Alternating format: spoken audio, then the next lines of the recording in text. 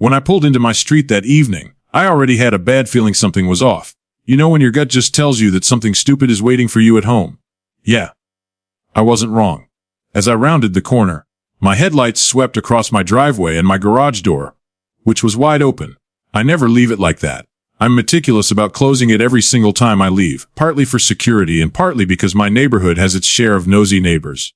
But tonight, not only was the door wide open, there was a silver SUV sitting right inside. Parked, I had just plopped there in a rush. At first, I thought maybe a family member dropped by unannounced. My brother sometimes visits without warning, though he's usually smart enough not to just throw his car in my garage. But no, the plates weren't familiar, and there was no way he'd leave a purse on the passenger seat. I sat in my car for a solid minute, staring at the sight like maybe if I blinked hard enough, it would turn out to be a hallucination. But nope. And it was taking up my space on my land. I parked on the street, grabbed my bag, and walked over. I checked the garage again, hoping there was some note or explanation. Nothing. Just a locked closed windows and a faint whiff of perfume lingering in the air. That's when the puzzle pieces started clicking together. Next door. Karen. Now, everyone has their neighborhood, Karen, but mine is the deluxe edition. She's the type who puts "curb appeal is community pride" signs in her lawn while her dog uses everyone else's yard as a bathroom. She's the kind who once told the UPS driver to try not to park so loud. She's the kind who believes that if she says something with enough fake authority, people will just bow down and comply. So I knock on her door. A few seconds later, there she is, iced tea in hand, phone in the other, wearing oversized sunglasses even though the sun had been down for an hour. Evening. I say, keeping my voice as calm as possible. Hey, is that your SUV in my garage? Karen doesn't even flinch. She just leans against the doorframe like she's been expecting me. Yeah, that's mine. I blink. Okay, any reason it's in my garage? As she waves her hand like she's swatting away a fly. Your driveway was empty. I figured you weren't using it. I had some groceries to bring in, and it was easier. I pause, because I'm honestly trying to give her the benefit of the doubt. Maybe she just needed a quick spot to unload her bags and was about to move. So you're moving it soon? I ask. She takes a sip of her iced tea, deliberately slow, and shakes her head. No, it's fine there for now. I'm expecting guests later, and my driveway is kind of tight. They'll need the extra space. I stare at her, completely dumbfounded.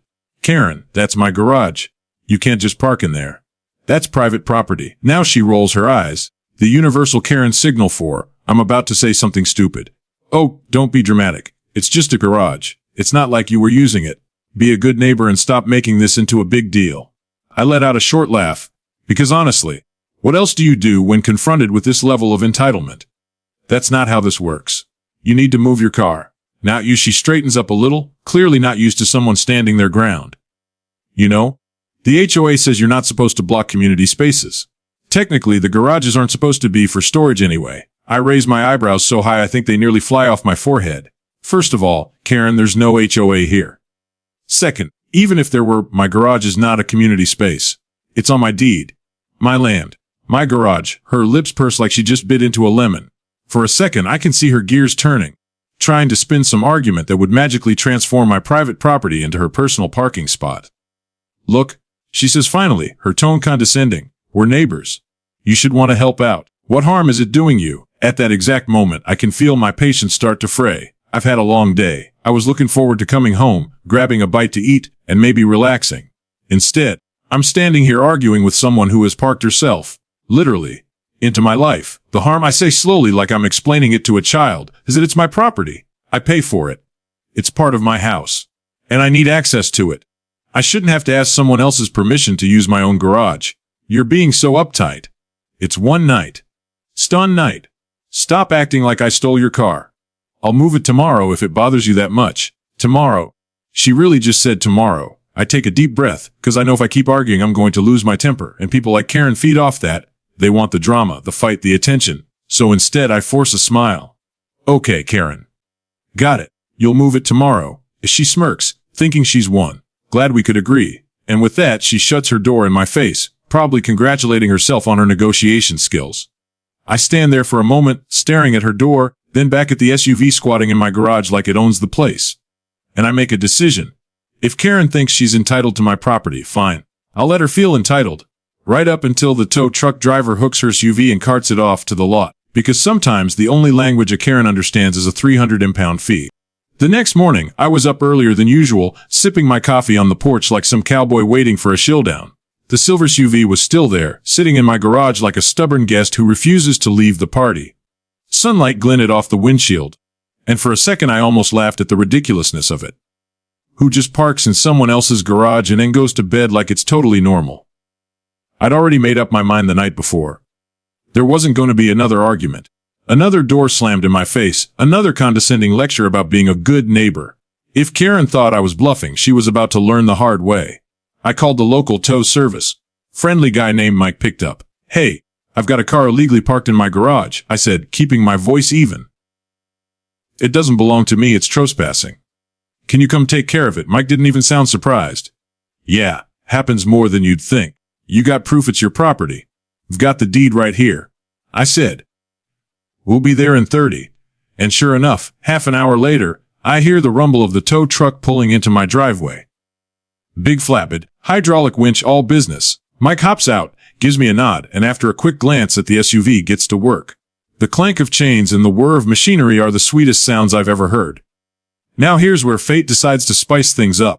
Just as the SUV's back tires are lifting off the ground, I hear a sharp, panicked voice screeching from the house next door. "We hat do you tnyo you do and G." Karen comes storming out in full battle mode.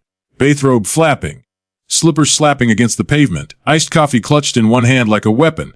"That's my car," she shrieks, pointing like she's unveiling some great crime. Mike doesn't even blink. He's clearly done this before. "Mom, this vehicle is illegally parked on private property. Owner requested a tow." Karen whirls on me, face red. "You can't tow my car. That's theft. You don't own the street." I hold up the papers I'd printed the night before, just in case. "Not the street, Karen. The garage. My property. See this? Deed, lot, map, all legal. That space you helped yourself to belongs to me." She freezes for half a second, eyes darting between the papers and the SUV that's now halfway onto the flatbed. Then she was exactly what I expected her to dial. She whips out her phone and dials. "I'm calling the cops. You're going to jail for this." Mike leans toward me and mutters under his breath, "This ought to be good." 15 minutes later, sure enough, a patrol car rolls up. 2 officers step out, one older guy with a mustache, the other younger and looking like he'd rather be anywhere else on a Saturday morning. Karen practically runs at them like she's the star witness in a courtroom drama. Officer, this man is stealing my car," she wails, jabbing her finger at me. "We hired that guy to tow it right out of my driveway." The mustached officer raises an eyebrow and looks at me. "Sir, what's going on here?" I hand him the papers, calm as can be. "Morning. That's my garage right there. That's her SUV in it. She parked it there last night without permission. I asked her to move it. She refused. So I coined the garage is mine." The officer studies the paperwork carefully. The younger cop takes a slow look at the garage, the SUV, then back at Karen. "Is this true? Did you park in his garage?" Karen crosses her arms, chin jutting out. "It's not like he was you Singit, and we're neighbors. There are community rules. He can't just hog all the space." "I was only going to leave it there overnight." The younger cop raises an eyebrow. "Ma'am, this isn't a shared space. This is his private property. He has every right to remove your car." Karen's voice goes up an octave. But he didn't even give me a warning." Now Mike actually chuckles as he tightens the winch. "Pretty sure parking on someone else's land is the warning." The mustached officer sighs, clearly done with the nonsense. "Mom, technically, you're trespassing. Consider yourself lucky he didn't press charges. If this happens again, he could. And you'd be facing more than just a tow bill." That shuts her up for a second. Her mouth opens and closes like she's trying to find a comeback, but all that comes out is a frustrated growl. Meanwhile, the SUV is fully secured on the flatbed. Mike gives me a nod. "We'll take it down to the yard. She can pick it up once the fees are paid." Karen whirls on him. "How much?" $300 release fee, plus storage if you don't get it today." The look on her face is priceless. She gasps like she's been told her child owes the mob money. $300. That's robbery. I shrug, sipping the last of my now lukewarm coffee. Guess that's the price of parking in someone else's garage. The cops don't bother hiding their smirks. The mustached one hands my papers back. "You're all good here, sir. We'll file the call, but it's clear you acted within your rights." Karen tries one last time, her voice shrill. "This isn't over. I'll tell the county. You'll regret this." But the officers are already heading back to their cruiser, and Mike is climbing into his truck.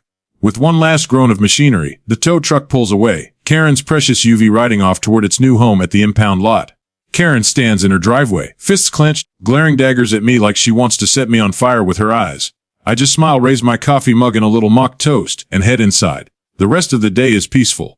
For once, no dog barking at my fence, no unsolicited helpful flyers shoved under my door, no passive-aggressive comments about my lawn. Beautiful, empty SUV, free quiet. Later that evening, I step outside again. The garage looks exactly the way it should. Open, available, mine. And across the street, Karen is pacing on her porch, clearly still stewing.